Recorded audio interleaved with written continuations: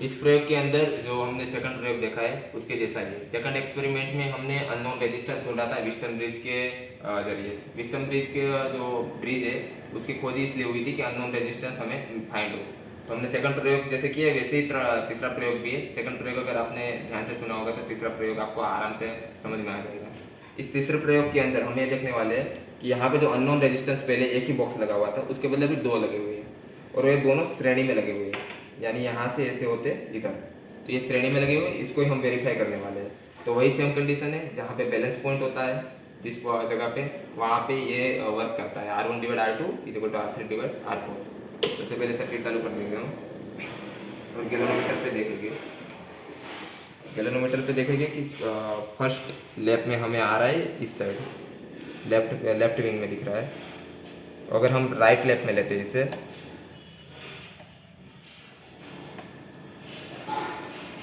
जोकी को छूने की भी एक कला है, आर्ट है, उसको आपको याद रखना चाहिए। ऐसे ही इसको नहीं लगा देना है, या तो इस तरीके से नहीं लगाना है, एकदम सीधा होना चाहिए, ऐसे सीधा होना चाहिए।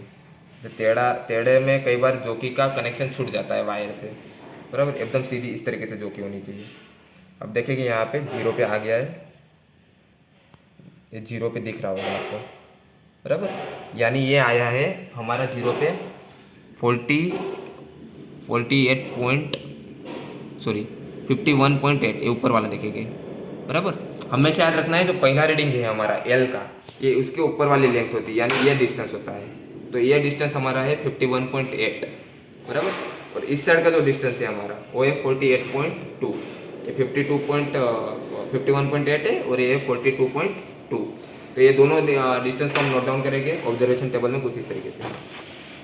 पहले रेजिस्टेंस आर, जितना रेजिस्टेंस हमने यहाँ पे निकाला हुआ था, तो यहाँ पे हमने 50 ओम का रेजिस्टेंस निकाल के रखा था शुरुआती तौर पे। तो यहाँ पे लिखेंगे 50, लेंथ में लिखेंगे 52.8 एंड दूसरे में लिखेंगे 48.2, बराबर। जो हमारी दो लेंथ आई थी, तो जो पहले वाला लेप में लेंथ था इधर लिखेंगे, यानी कि उसके ऊपर वाली जो लेंथ थी ये यहाँ पे, और इस साइड वाली जो लेंथ है जो रेजिस्टेंस बॉक्स के ऊपर वाली है वो सेकंड में लिखेंगे।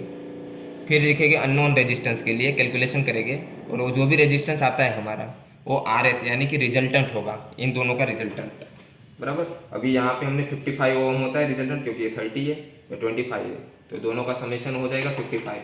तो अराउंड 55 हमारा आना चाहिए। अभी तो एग्जाम्पल के तौर पे ये आपको दिखाया जा रहा है, तो इस रीडिंग से आपको कंफ्यूज नहीं होना है और मिस नहीं करना है इसको। आपको एग्जाम्पल के तौर पे ये दिखाया जा रहा है, तो डोंट मेस विथ इट, बराबर। और जो एरर का पोर्शन है, तो एरर के लिए आपको एक चीज़ याद रखना है यहाँ पे कि delta R S divide R S is equal to delta L upon L plus delta L prime divide L prime. ये जो इक्वेशन है आपको 11th में सेकंड यूनिट में आ चुका है, जो इसके ऊपर से डिराइव हुआ है, R S is equal to R one plus R two के ऊपर से, बराबर। तो यहाँ पे आर एस का जो वैल्यू है वो हमें प्रैक्टिकली यहाँ पे मिल चुका है, और जो एल का वैल्यू है वो हमें यहाँ से मिल जाएगा। एल प्राइम का जो मूल्य है वो हमें ये थर्ड नंबर के कॉलम से मिल जाता है, बराबर। डेल्टा एल और डेल्टा एल प्राइम की जगह पे हम जिससे मेजर कर रहे हैं, हम मेजर फिलहाल में इस स्केल से कर रहे हैं, तो इस स्केल का जो भी लिस्ट काउंट होता है 0.1 सेंटीमीटर वो रहता है, यानी 0.1 सेंटीमीटर डेल्टा एल की जगह पे आ जाएगा, डेल्टा एल प्राइम की जगह पे 0.1 सेंटीमीटर, जैसे मैंने पहले बताया एल प्राइम और आर एस आगे आपने ऑब्जर्वेशन टेबल में लिया ही हुआ है, तो उसके ऊपर से आपको डेल्टा आर एस की वैल्यू मिल जाती है। अब यहाँ पे ध्यान में रखने की जो बातें हैं वो ये है कि जब भी हम एक्चुअल रीडिंग लेते हैं तो उसमें एवरेज करते हैं। जैसे कि इस प्रैक्टिकल के लिए हमें 2 से 3 रीडिंग लेने हैं, तो कैसे लेंगे, तो आपको रेजिस्टेंस को कम ज़्यादा कर सकते हैं। जैसे अभी मैंने पहले 50 निकाला था, इसके बदले अब मैं 70 निकाल दूँ, बराबर, फिर बाद में 90 निकाल दूँ। इस तरीके से हम रीडिंग ले सकते हैं अलग अलग रेजिस्टेंस के लिए, और इसकी एवरेज करेंगे हम, जो भी लास्ट में वैल्यू आएगा आर एस का यहाँ पे तीनों का, तो ये तीनों का हम एवरेज करते हैं एक्चुअल रीडिंग के लिए। पर एरर के पोर्शन में हम एवरेज नहीं करते। एरर के पोर्शन में हमेशा जो मैक्सिमम होता है उसे ही कंसीडर किया जाता है, उसके अंदर एवरेज को कंसीडर नहीं किया जाता है। अब देखिए कि इसके आगे ये थर्ड प्रैक्टिकल के अंदर पैरेलल कनेक्शन, ये हमने देखा था सीरीज कनेक्शन।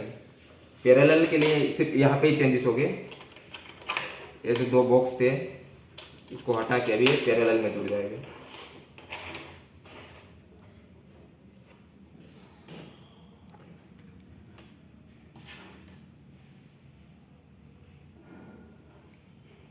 इसको पैरेलल में जोड़ते वक्त एक चीज़ ध्यान रखना है कि यहाँ से दोनों इधर आने चाहिए और कनेक्शन आप कोई भी दोनों में से एक पेटी में देना है, इधर मत देना।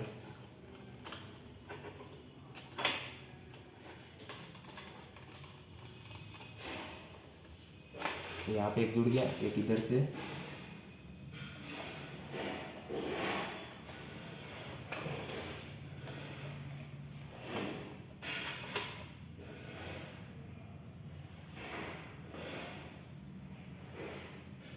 ये जुड़ गया यहाँ पे।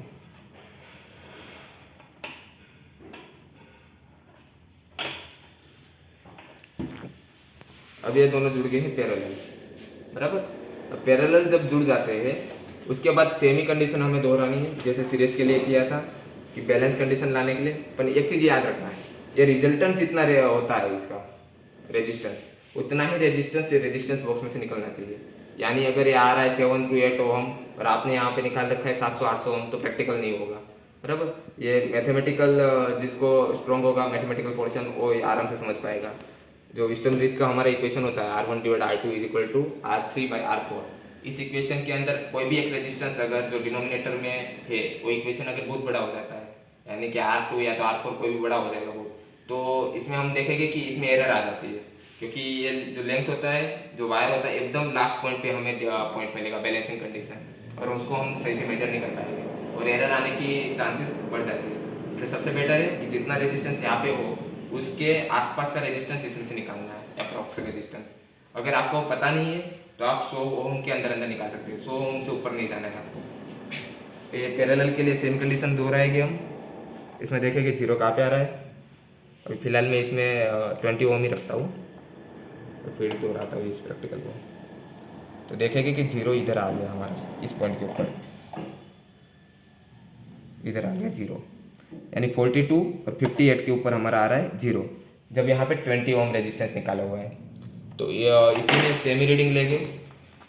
पहले वाले में लिख देंगे रेजिस्टेंस में 20 ओम, लेंथ में लिख देंगे, लेंथ में हमेशा वही लेंथ लिखनी है एल की जगह पे कि जहाँ पे आपका रेजिस्टेंस पड़ा हुआ हो उसके ऊपर वाला, यानी इस साइड का पोर्शन, इसकी लेंथ लिखनी है आपको। आपको गलती से ये नहीं करना है कि इधर की जो लेंथ है, ये वाली लेंथ, वो लिख दोगे। रेजिस्टेंस बॉक्स के ऊपर की लेंथ को एल प्राइम नाम देना है हमेशा, और इसके ऊपर की लेंथ को एल नॉट, यानी कि एल ओनली, बराबर। ये सेकंड कॉलम जो है इस साइड की लेंथ है, तो इसके अंदर हम लिख देंगे 25 और 30 के लिए जो भी आएगा 48, और length D C L prime = 100 - एल, यानी कि इस साइड वाली लेंथ, इधर वाली, इस बाजू वाली लेंथ, बराबर। वो यहाँ पे लिख देंगे थर्ड में। फिर ये जो दोनों आएगा उसके ऊपर से कैलकुलेशन करेंगे और हमें अननोन रेजिस्टेंस मिल जाएगा। वो हमें जो मिलेगा वो आरपी मिलेगा, आरपी यानी कि पैरेलल कनेक्शन के लिए। उसको हम क्रॉस वेरीफाई भी कर सकते हैं इक्वेशन के जरिए, R1 × R2 / R1 + R2। ऐसे 2 से 3 रीडिंग लेने, अलग अलग रेजिस्टेंस बॉक्स में अलग अलग रीडिंग के लिए।